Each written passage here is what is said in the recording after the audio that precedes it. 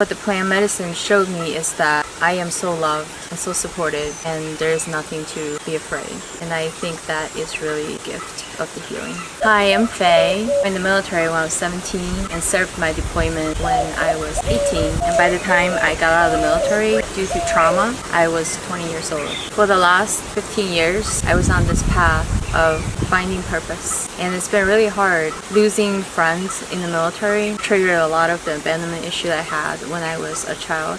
I've tried many things, but it seems like something is missing to give me that profound healing. And that's when I found out about ayahuasca. I hope everyone hears about this medicine and try to get everyone to experience it for themselves so that we can stop this cycle of hurting people from a place of being hurt, so that we can really have a chance to elevate our consciousness by raising our vibrations, by healing our old wounds to create a brighter future.